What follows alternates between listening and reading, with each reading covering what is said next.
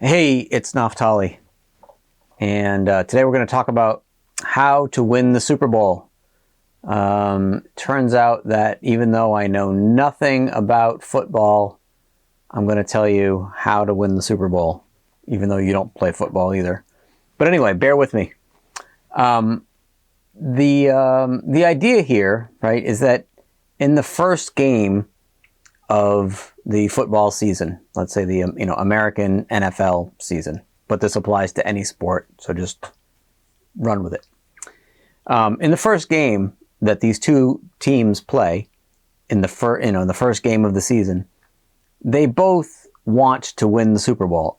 Obviously, right? That's what they came for. Nobody came to, finish 13th. Nobody came to have a good experience. They all want to win the Super Bowl. The thing is, though, you can't win the Super Bowl in that first game. All you can do is, at best, win that first game. And in the first half, you can't win the game. All you can do is win the half. And in the first quarter, all you can do is win that quarter. And in the first play, all you can do is, quote unquote, win that play. Have a good, successful outcome, whatever you wanted the outcome of that play to be. Now, I'm not saying that there's no value in visualization and stuff like that, but I'm saying that when you show up on that field and you go to do that first play, the more that you're in your head about, we got to win the Super Bowl, we got to win the Super Bowl, we got to win the Super Bowl. If I don't, what it's going to mean for my career, am I going to get traded? What is it going to mean for my legacy? What's going to happen? Am I going to be able to afford my rent? Blah, blah, blah. The more that you're in your head, the less that you're going to execute well on that play. And that play, that first play, and then the second one, and then the third one, and the fourth one, those are the only plays that you need to worry about. That's the only thing that you need to worry about, right? Further, in as much as strategy and planning go, and now I know that there are strategies and stuff like that in football, but still, you have to execute one play. You see how that goes, and then whatever else you may have had planned in your strategy is going to be affected by the outcome of that play, right? So even like a long-term strategy is kind of meaningless if in the first play you realize something about the other team that you had no idea about, or something about the field, or something about the refs, or something about something else, right? Which goes to my next point. Many business people that I've met, many, from entrepreneurs to, large company CEOs, they seem to have this delusion that they did it all. Like if they're successful in particular, the reason they're successful is because they worked hard. Now, obviously, I'm not saying there's no benefit to working hard, right? Just like with the football players, they have to train, they have to eat right, they have to sleep right, they have to, show up and be forceful and do their thing forcefully. But still, whether or not they succeed, they win, has so much to do with so many other factors, right? Has to do with whether the ref is fair or not. Has to do with, maybe part of the field that they were running on that the other team was not running on was slippery, right? Somebody slipped on something and they lost the ball when that was not part of the plan. Maybe you're from Florida and you're playing in New England. And it's freezing cold and your muscles are all cramping up, right?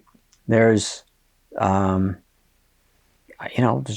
so many factors that are beyond your control. The same is true in business, right? We have a marketplace. Just because you're smart and you work hard, the market might not like your idea or may just not be ready for it. There was electric cars that were invented maybe in the 60s. And people just weren't ready for them yet. It doesn't mean that the guy who invented them didn't work hard enough or didn't try hard enough to sell them. People just, it was just like he couldn't, it was like he was just selling something that had no concept of. So back to winning the Super Bowl, right? And business. A lot of people, a lot of spiritual people like Eckhart Tolle and certainly countless others talk about, the power of now. And in the context they're usually talking about it, they're usually saying we can't experience anything other than this moment, right? So why even bother talking about the past or the future? But even in a businessy, go get 'em, massive action kind of way, all you can do is execute this play. That's all you can do, and execute it well. Right? I've seen a lot of salespeople, for example, who have to make 30 calls in a day, for example. So on each call, they are absolutely not present.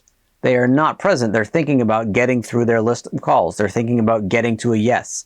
So they're making all sorts of judgments in their head prematurely, right? Is this guy going to buy?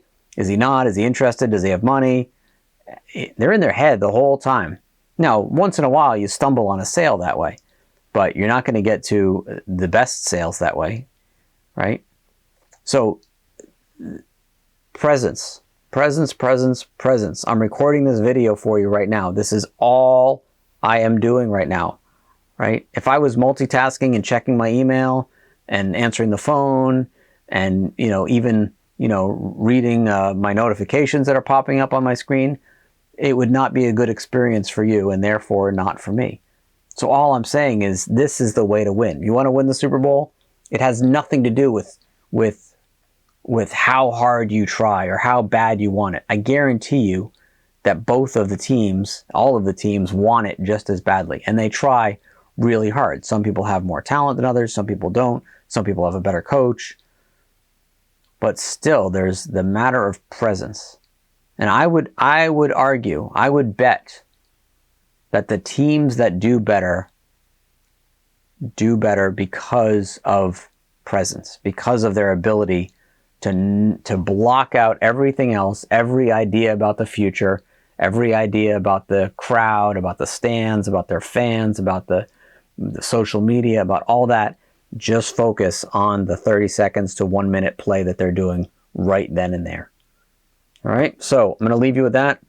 Please let me know if you have any questions, and I look forward to them, and I look forward to winning the Super Bowl.